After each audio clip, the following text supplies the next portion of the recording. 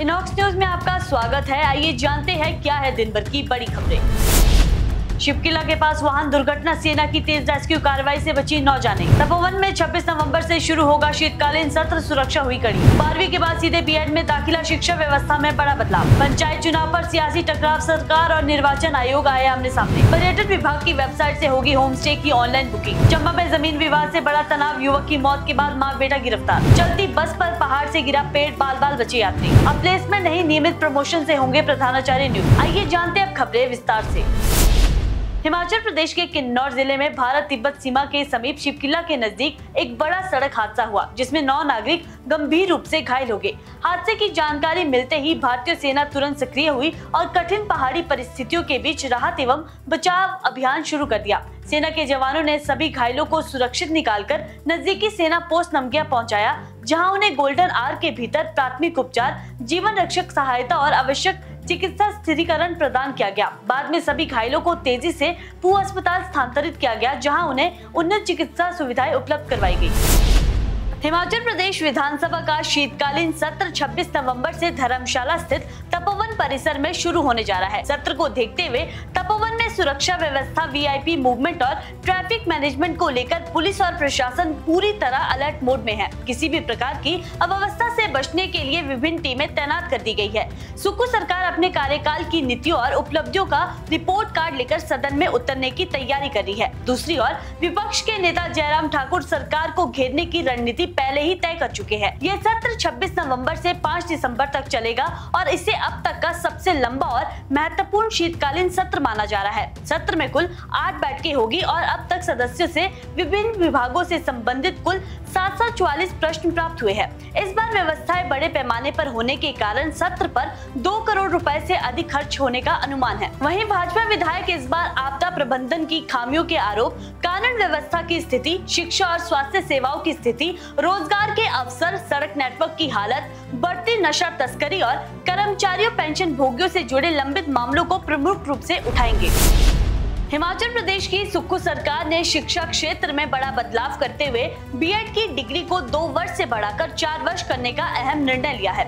ये परिवर्तन राष्ट्रीय शिक्षा नीति 2020 के अनुरूप है और शैक्षणिक सत्र 2026-27 से लागू होगा। नई व्यवस्था के तहत अब छात्र 12वीं कक्षा के बाद सीधे बीएड में दाखिला ले सकेंगे, जबकि पहले स्नातक डिग्री अनिवार्य होती थी। मुख्यमंत्री सुखविंदर सिंह सुक्खू की अध्यक्षता में हुई मंत्रिमंडल बैठक में 4 वर्षीय बीएड कार्यक्रम को औपचारिक मंजूरी दी गई है। इसके लिए 4 सरकारी महाविद्यालय धर्मशाला, नादौन, चाइल्डकोटी और टिक्कर को चयनित किया गया है।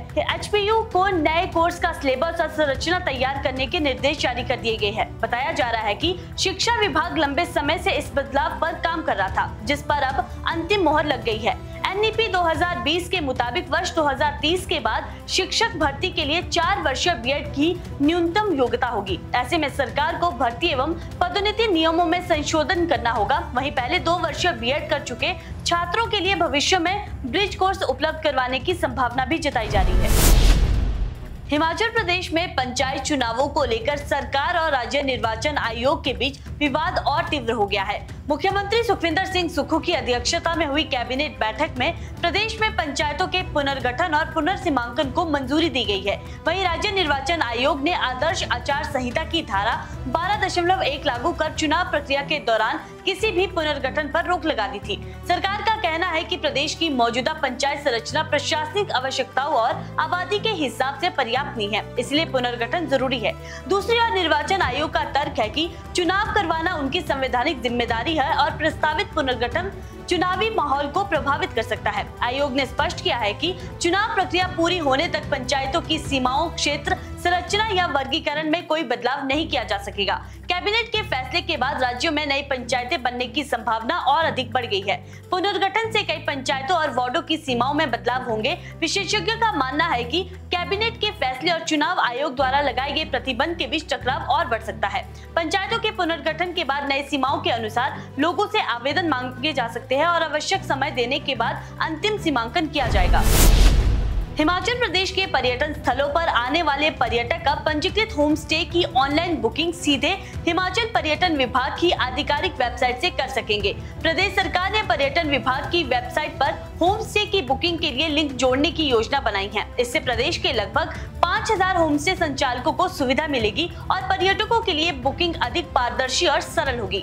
पर्यटन विभाग की वेबसाइट पर उपलब्ध लिंक से पर्यटन होम स्टे का विवरण, बुकिंग विकल्प, लोकेशन, किराया और सुविधाओं की पूरी जानकारी प्राप्त कर सकेंगे। साथ ही वे होम स्टे के कमरों की फोटो देख सकेंगे और अपने अनुभव के अनुसार स्टार रेटिंग भी कर सकेंगे, जिससे संचालकों की भी सेवा स्तर में प्रतिस्पर्धा बढ़ेगी। पर्यटन विभाग के निदेशक विवेक भाटिया का कहना है कि इस सुविधा से पर्यटन क्षेत्र को प्रोत्साहन मिलेगा और पर्यटकों को होटलों के अलावा विश्वसनीय होम स्टे में ठहरने का विकल्प भी मिलेगा।